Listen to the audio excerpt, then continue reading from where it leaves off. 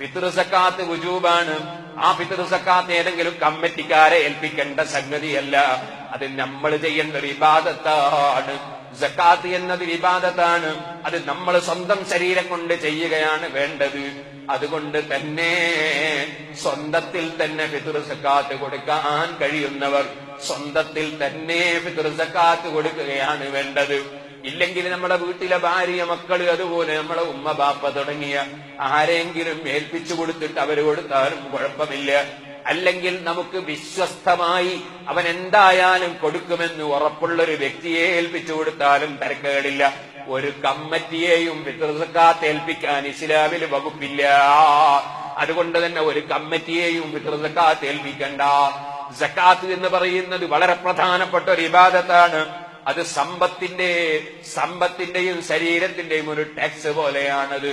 ആ ടാക്സ് ആരെങ്കിലും ഏൽപ്പിച്ച് ഏതെങ്കിലും ഓഫീസിൽ അടച്ചാ പോരാ, അത് കൊടുക്കേണ്ട അർഹതപ്പെട്ടവരുടെ കയ്യിൽ എത്തുന്നത് വരെ കൊടുക്കുന്നവന്റെ ഉത്തരവാദിത്വത്തിലാണ്. ചിലർക്ക് തോന്നും ഞാൻ ആ കമ്മിറ്റീനെ ഏൽപ്പിച്ച എന്റെ ഉത്തരവാദിത്വം തീർന്നു. ഇല്ലേ, ഇല്ല. കിട്ടേണ്ടവന് കയ്യിൽ കിട്ടാത്ത കാലത്തോളം ഉത്തരവാദിത്വം കൊടുക്കുന്ന വ്യക്തിക്ക് തന്നെയാണ്. അതുകൊണ്ട് മറ്റൊരാളെ ധനധികൃതമായി കൈകാര്യം ചെയ്താൽ ഏൽപ്പിച്ചവന്റെ ഉത്തരവാദിത്വം തീരൂല. സക്കാത്ത് കൊടുക്കാത്തവനായി അവൻ ബാക്കിയാകും. അതുകൊണ്ട് അവനവന്റെ സക്കാത്ത് കിട്ടേണ്ടവർക്ക് കിട്ടിയെന്ന് ഉറപ്പുവരുത്തുന്ന രൂപത്തിൽ തന്നെ സക്കാത്ത് കൊടുക്കണം. കമ്മിറ്റിയെ ഏൽപ്പിക്കാൻ വകുപ്പില്ല. അതേ സമയത്ത് സക്കാത്ത് ഏൽപ്പിക്കുന്നവരുണ്ട്, വ്യക്തിയെ ഏൽപ്പിക്കാം. അതേമേലെ ഒരു കമ്മിറ്റിയുടെ ആളായതുകൊണ്ട് ഏൽപ്പിച്ചുകൂടുന്നില്ല. സക്കാത്ത് എന്നത് കമ്മിറ്റിയെ ഏൽപ്പിച്ചുകൂടാ. ഒരു വ്യക്തിയെ, നമുക്ക് വിശ്വസ്തമായ ഒരാളെ, അദ്ദേഹം അത് കൈകാര്യം ചെയ്യേണ്ട പോലെ കൈകാര്യം ചെയ്യുമെന്ന് ഉറപ്പുണ്ടെങ്കിൽ ഏൽപ്പിക്കുന്നതിന് കുഴപ്പമില്ല. അത് ഫിത്ർ സക്കാത്തും നമ്മൾ പോരുമ്പോ ഭാര്യനെ ഏൽപ്പിച്ചു, ഫിത്ർ സക്കാത്തിന് സാധുക്കൾക്ക് കൊടുക്കുന്ന ഭാര്യനെ ഏൽപ്പിച്ചതിന് കുഴപ്പമൊന്നുമില്ല. അതുപോലെ ഏൽപ്പിക്കുന്നതിന് കുഴപ്പമില്ല. അതേ സമയത്ത് ഇന്നലെ ഒരാൾ നമ്മുടെ നാദാപുരത്ത് ബാറുൽ ഹുദയിൽ ഇന്നലെ തറാവീഹിന് ശേഷം ഒരു ചെറിയ ക്ലാസ് എടുത്തു. ക്ലാസ് എടുക്കാനിരുന്നു മുമ്പ് ക്ലാസ് എടുക്കേണ്ടി വന്നില്ല. ഒരു സംശയം ചോദിക്കാനിരുന്നു. കുറെ സംശയം ചോദിച്ചു. കൂട്ടത്തിലൊരു സംശയം ചോദിച്ചത് ഫിത്ർ സക്കാത്ത് പണം കൊടുക്കാൻ പറ്റുമെന്നാണ്. പറ്റൂല എന്നാണ്.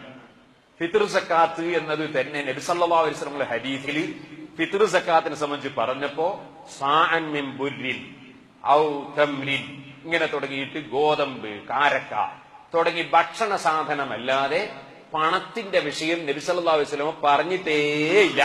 റസൂലുള്ളാഹിന്റെ കാലത്ത് പണം ഉണ്ടല്ലോ, ഇത് പറഞ്ഞിട്ടില്ല. അതുകൊണ്ട് ഭക്ഷണം തന്നെ കൊടുക്കണം. ഭക്ഷണം എന്ന് പറഞ്ഞതിന്റെ അർത്ഥം ചോറ് വെച്ചു കൊടുക്കാന്നല്ല, ഭക്ഷണ സാധനം, അരി, ഗോതമ്പ് തുടങ്ങിയ ഭക്ഷണ സാധനം തന്നെ കൊടുക്കണം. സംഖ്യ കൊടുത്താൽ മതിയാവൂല. ഫത്ഹുൽ മുഈനിൽ എന്ന് പറഞ്ഞിട്ടുണ്ട്, മതിയാവൂല. 3 മദ്ഹബിലും സംഖ്യ കൊടുക്കാൻ വകുപ്പില്ല. ഷാഫിഈ മദ്ഹബിലും മാലിക്കി മദ്ഹബിലും ഹംബലി മദ്ഹബിലും ഇല്ല. ഹനഫി മദ്ഹബിൽ മാത്രം സംഖ്യ കൊടുക്കുന്നതിന് ഒരഭിപ്രായം ഉണ്ട്.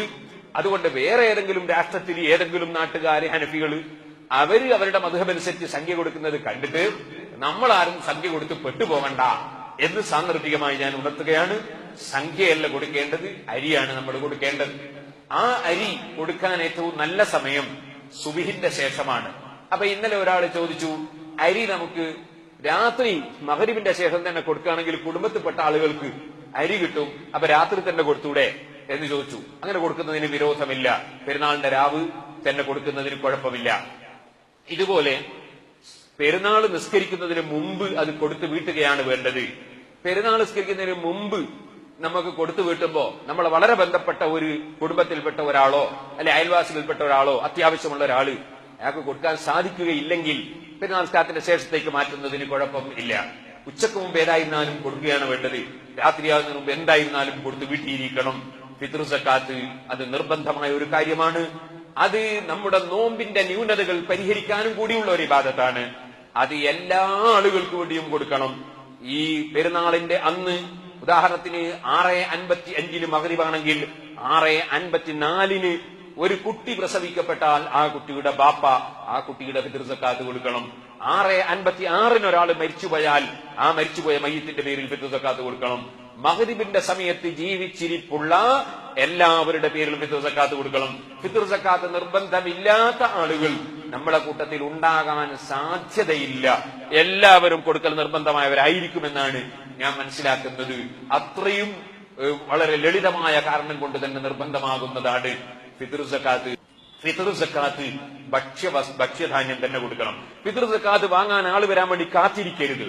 കഴിയുന്നതും പാവപ്പെട്ട നമ്മുടെ കുടുംബത്തിലോ നമ്മുടെ നാട്ടിൽ തന്നെയുള്ള കുടുംബത്തിൽപ്പെട്ട ആളുകള്, അതുപോലെ അയൽവാസികൾ, ബന്ധപ്പെട്ടവര്, ഏറ്റവും ഞെരുക്കമുള്ളവർ, പ്രത്യേകിച്ചും ആരോടും ഒന്നും ചോദിക്കാതെ ഞെരുക്കം മൂടിവെച്ച് ജീവിക്കുന്ന സാധുക്കൾ ഉണ്ടാകും.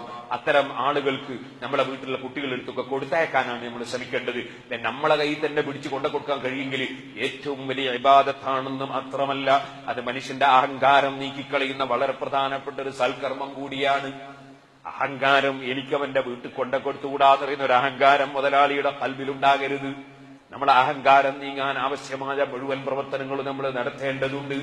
അതുകൊണ്ടാണ് ബഹുമാനപ്പെട്ട ആരിഫീങ്ങളും സാലിഹീങ്ങളും ഒക്കെ കിബിർ നീങ്ങാൻ വേണ്ടി പല സംഗതികളും മുരീദന്മാരോട് വസിയ്യത്ത് ചെയ്യാറുണ്ട്. ആ കൂട്ടത്തിൽ നിങ്ങൾക്ക് കാണാം, വെള്ള വസ്ത്രം എപ്പോഴും നല്ലതാണെങ്കിൽ പോലും ചില മഹാന്മാർ, ഈ എന്റെ അടുക്കൽ പഠിക്കുന്ന ഈ ശിഷ്യൻ വെള്ള വസ്ത്രമിട്ടാൽ അവൻ വലിയ കിബറനായി തോന്നുമെന്ന് കണ്ടാൽ നീ വെള്ള വസ്ത്രം ധരിക്കുന്നതിന് പകരം കളറുള്ളത് ധരിക്കണമെന്ന് വസിയ്യത്ത് ചെയ്ത സംഭവങ്ങളുണ്ടെന്ന് പണ്ഡിതന്മാര് പറയുന്നു. കാരണം നമ്മളെ വെള്ള വസ്ത്രത്തെക്കാൾ വലുത് നമ്മളെ വെള്ള മനസ്സാണ്. മനസ്സ് വെള്ളയാകലാണ് ഏറ്റവും വലിയ വിഷയം. മനസ്സിലൊരു അഹങ്കാരം തോന്നരുത്. അല്ലാഹു തആല നിന്റെ അടുക്കൽ തന്നിട്ട് മറ്റവന് കൊടുക്കാൻ പറഞ്ഞപ്പോൾ, ചോദിക്കട്ടെ, റേഷൻ കടയിൽ ഇരുന്നിട്ട് കാർഡിൽ സംഖ്യ നമ്മുടെ അരി ചേർത്ത് തരുന്നവനും അവിടെ നിന്ന് തൂക്കിത്തരുന്നവനും ഈ വാങ്ങാൻ വരുന്നവനേക്കാൾ വലിയവനാണെന്ന് ചിന്തിക്കാൻ വകുപ്പുണ്ടോ? ഇതുപോലെ സദഖ കൊടുക്കുന്നവനും സക്കാത്ത് കൊടുക്കുന്നവനും മനസ്സിലാക്കണം, റേഷൻ കടയിൽ തൊഴിലെടുക്കുന്നവനെ പോലെയാണ് ഞാൻ കൊടുക്കുന്നത് എന്റേതല്ല. എന്നോട് വാങ്ങുന്നവൻ എന്നെക്കാൾ താഴ്ന്നവനല്ല. ഇത് എന്നെ കൊടുക്കാൻ ഗവൺമെന്റ് ഏൽപ്പിച്ചതുകൊണ്ട് ഗവൺമെന്റ് എനിക്ക് എത്തിച്ചു തന്ന് ഞാനങ്ങ് കൊടുക്കുകയാണ്. കൊടുത്തില്ലെങ്കിൽ ഞാൻ ഗവൺമെന്റിന്റെ മുമ്പിൽ പ്രതിയാണ്. എന്നാൽ സർവ്വ ഗവൺമെന്റിനെയും സർവ്വ രാജാക്കന്മാരെയും പോറ്റി വളർത്തുന്ന രാജാവായ അല്ലാഹ്, വഅൻഫിഖൂ മിമ്മാ റസഖ്നാകും മിൻ ഖബ്ലി അൻ യഅതിയ അഹദകുമുൽ മൗത്ത്, മരണം വന്നു ചേരുന്നതിന് മുമ്പ് നമ്മൾ തന്നതിൽ കൊടുക്കേണ്ടവർക്ക് കൊടുക്കേണ്ടതുപോലെ കൊടുക്കണേ, ചെലവഴിക്കണേ. കൊടുക്കുന്നവൻ അഹങ്കാരത്തിന് അവകാശമില്ല. ഞാനൊന്നും ഒരിക്കലും ഒന്നും കൊടുക്കാൻ കഴിയാത്തവനാണ്. പടച്ചറബ് ഐശ്വര്യം തന്നാൽ കൊടുക്കേണ്ടവനാണ്. പടച്ചറബേ, ഞങ്ങൾക്കൊക്കെ നീ ഐശ്വര്യം തരണം റഹ്മാനെ. ഞാനൊന്നും ഒരിക്കലും ഒരാൾക്കൊന്നും കൊടുക്കാൻ കഴിയാത്തതുകൊണ്ട് കൊടുക്കാറില്ല. ആരെങ്കിലും ഏൽപ്പിച്ചാൽ ഏൽപ്പിച്ചത് കൊടുക്കുന്നത് ഞാൻ കൊടുക്കുന്നതല്ലല്ലോ. നമ്മളെ മനസ്സിൽ ഒരിക്കലും തന്നെ ഞാനൊരു കൊടുക്കുന്നവനെന്ന ചിന്ത നമ്മളെ ഖൽബിൽ വന്നു പോകാതെ പടച്ച റബ്ബ് ഈ കൊടുക്കുന്നവന്ന് സ്വീകരിച്ചു കിട്ടണമെന്ന നിലക്ക് മാത്രമേ കൊടുക്കാവൂ. മറ്റൊരു നീയത്തിൽ കൊടുക്കരുത്. വഖുലൂബുഹും വജിലാന്ന് ഖുർആൻ പറഞ്ഞു. അവർ കൊടുക്കുന്ന സമയത്ത് അവരെ മനസ്സ് പേടിച്ച് വിറക്കുകയാണ്. നബിയെ, പേടിച്ച് വിറക്കുന്നത് എന്തിനാണ്? എന്റെ രാജാവായ അല്ലാഹ് ഈ എന്റെ സദഖ, എന്റെ സകാത്ത് അതെന്റെ റബ്ബ് സ്വീകരിക്കുമോ അല്ല അവൻ തള്ളിക്കളയുമോ? ഈ പേടിയിലാണ് മോമിനായ മനുഷ്യന്റെ കൊടുതി. അള്ളാനെ സ്നേഹിച്ച് അള്ളാഹ്ക്ക് സമർപ്പിച്ചുകൊണ്ട് കൊടുക്കണം. അല്ലാതെ കൊടുത്ത് നമ്മളെ സമ്പത്ത് നഷ്ടപ്പെടുത്തരുത് കേട്ടോ. സുഹൃത്തുക്കളെ, ഫിത്ർ സക്കാത്ത് കൃത്യമായി കൊടുക്കണം. ഇതുപോലെ പെരുന്നാളിന്റെ ദിവസം പെരുന്നാൾ നിസ്കാരം ഏകദേശമാണ് നിർവഹിക്കും. പക്ഷേ ഒരല്പനേരം മുമ്പ് തന്നെ എത്താൻ വേണ്ടി ശ്രമിക്കണം. പെരുന്നാൾ നിസ്കരിച്ചിട്ട് ഒരു റക്അത്ത് കിട്ടുന്ന രൂപത്തിലല്ല നമ്മൾ എത്തേണ്ടത്. കുറച്ച് നേരത്തെ തന്നെ എത്താൻ വേണ്ടി ശ്രമിക്കണം. പെരുന്നാൾ നിസ്കാരം തുടങ്ങുന്നതിന് മുമ്പ് തന്നെ പള്ളിയിരുന്ന് അള്ളാഹുവിനെ പുകഴ്ത്താൻ നമുക്ക് സാധിക്കണം. പോകുന്ന പോക്കിലും വരുന്ന വരവിലും, വീട്ടിലിരിക്കുമ്പോഴും പള്ളിയിൽ പോകുമ്പോഴും രാത്രി സമയത്തും, അതുപോലെ പെരുന്നാൾ നിസ്കാരത്തിൽ ഇമാമ് കൈകെട്ടുന്നത് വരെ ഓരോ സെക്കൻഡിലും സുന്നത്തുള്ള ഏറ്റവും വലിയ ദിക്റാണ് അല്ലാഹു അക്ബർ അല്ലാഹു അക്ബർ എന്ന് പറഞ്ഞ് അള്ളാഹുവിനെ പുകഴ്ത്തുന്ന ദിക്ർ. ആ ദിക്ർ ചൊല്ലുമ്പോ നമ്മളെ മനസ്സിൽ വേണം, റമദാൻ തുടക്കത്തിലുള്ള പലരും ഈ പെരുന്നാളിന് മുമ്പ് ആക്സിഡന്റായി മരിച്ചില്ലേ, പലരും അല്ലാതെ മരിച്ചില്ലേ, എനിക്ക് പെരുന്നാൾ വരെ റബ്ബ് ആയുസ് തന്നില്ലേ. ആ അല്ലാഹ് വലിയവനാണ്. അല്ലാഹു അക്ബർ അല്ലാഹു അക്ബർ അല്ലാഹു അക്ബർ അക്ബർ, ലാ ഇലാഹ ഇല്ലല്ലാഹു വല്ലാഹു അക്ബർ. അല്ലാഹുവല്ലാതെ ആരാധനക്കർഹനില്ല, അല്ലാഹു വലിയവനാണ്. അല്ലാഹു അക്ബർ വലില്ലാഹിൽ ഹംദ്. അല്ലാഹു വലിയവനാണ്, അവന് തന്നെയാണ് സർവസ്തുതിയും. അല്ലാഹനെ പുകഴ്ത്തി അവനെ സ്തുതിക്കുന്ന ദിക്ർ എത്ര ചൊല്ലാൻ കഴിയുമോ അത്രയും ചൊല്ലണം. ഇപ്പോൾ പെരുന്നാളിന് സ്വറ പറയലും സംസാരിക്കലുമല്ലാതെ തക്ബീർ ചൊല്ലാൻ ആളെ കിട്ടുന്നില്ല. സുബ്ഹാനല്ലാഹ്, എന്റെ ചെറുപ്പക്കാരെ ഞാൻ ഉപദേശിക്കുന്നു, പെരുന്നാൾ നിസ്കാരത്തിന് കൃത്യമായി ഒതുവെടുത്ത് കുളിച്ച് നല്ല വസ്ത്രം ധരിച്ച് തക്ബീറോടെ വരാൻ തയ്യാറുണ്ടോ ചെറുപ്പക്കാരെ? നിങ്ങൾ അല്ലാഹുവിന്റെ വീട്ടിലേക്ക് കാരുണ്യത്തിന് പോകുന്നവരാണ്. അതുകൊണ്ട് തന്നെ തക്ബീറിലാണ് നിങ്ങൾ സമയം കാണേണ്ടത്, ഇത്തികാഫിലാണ് സമയം കാണേണ്ടത്. പെരുന്നാളിന് നിങ്ങൾ നല്ല ഭക്ഷണം ഉണ്ടാക്കി കഴിച്ചോ, നല്ല മുന്തിയ വസ്ത്രം നിങ്ങളോട് അനുയോജ്യമായത് ധരിച്ചോ.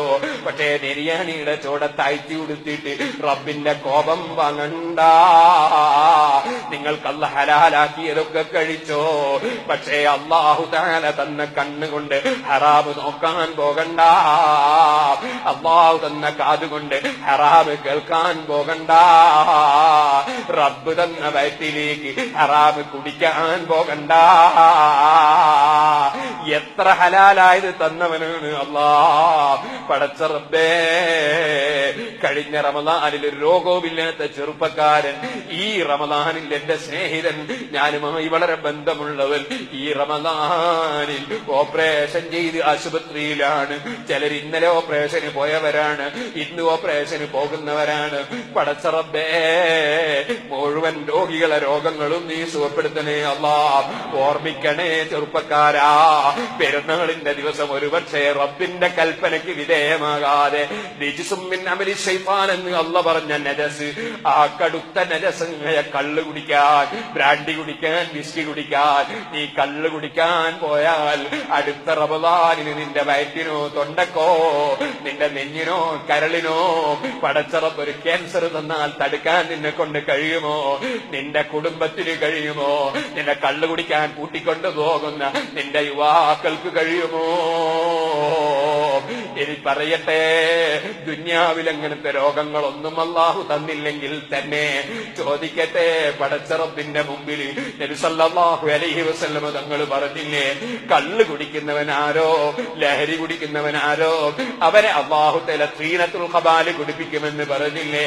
ആ തീനത്തുൽ ഖബാൽ എന്താണെന്ന് ചോദിച്ചപ്പോ അറഖു അഹ്ലിന്നാർ ഔ സാറത്തു അഹ്ലിന്നാർ, നരകക്കാരുടെ ശരീരത്തിൽ നിന്ന് ഒലിക്കുന്ന ചലമാണത്, നീരാണതെന്ന് നബി സല്ലല്ലാഹു അലൈഹി വസല്ലം പറഞ്ഞില്ലേ?